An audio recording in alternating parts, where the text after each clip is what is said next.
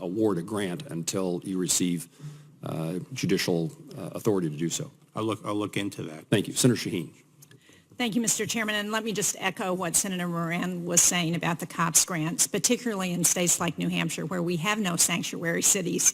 It's very onerous for us to be affected by these rulings. I want to go back to your comments about the 4 reasons that you intend to redact portions of the special counsel's report. The 4th one was information that would unduly infringe on the personal privacy and reputational interests of peripheral third parties. Does that mean that you will redact information to protect the reputational interests of the president? No.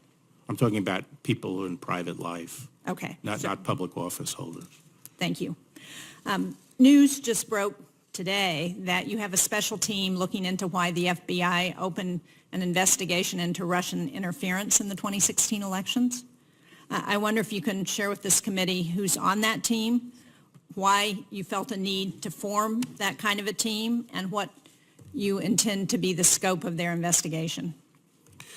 Yeah, as I said in my confirmation hearing, I am going to be reviewing both the genesis and the conduct of intelligence activities directed at the Trump campaign during 2016. A lot of this has already been investigated, and a substantial portion of it has been investigated and is being investigated by the Office of Inspector General at the department. But one of the things I want to do is pull together all the information from the various investigations that have gone on, including on the Hill and in the department, and see if there are any remaining questions to be addressed. And can you share with us why you feel a need to do that?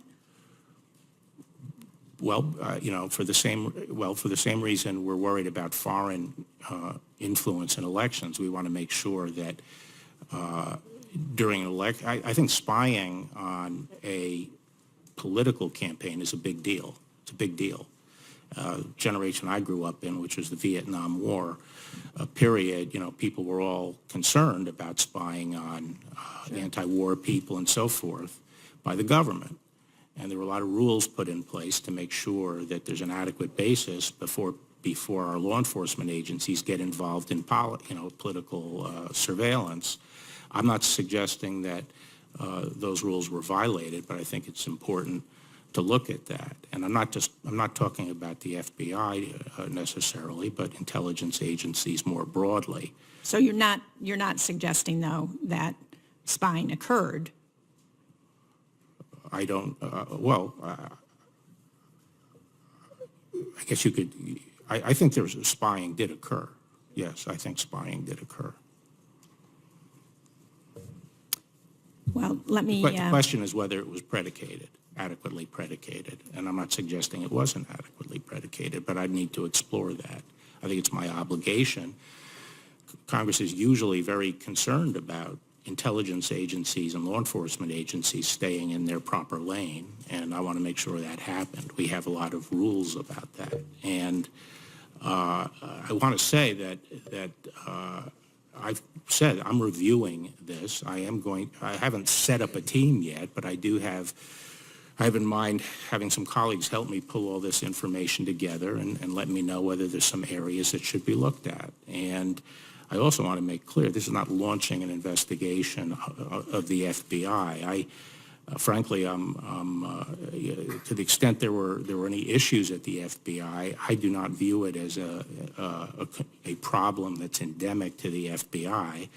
I think there was probably a failure among a group of leaders there at the upper echelon, and so I don't like to hear attacks about the FBI because I think the FBI is an outstanding organization, and I think Chris Wray is a great partner for me. I'm very pleased that he's there as the director, and if it becomes necessary to look over some former officials' activities, I expect that I'll be relying heavily on Chris and work closely with him in looking at that information. But that's what I'm doing. I feel I have an obligation to make sure that government power is not abused. I mean, I think that's one of the principal roles of the Attorney General.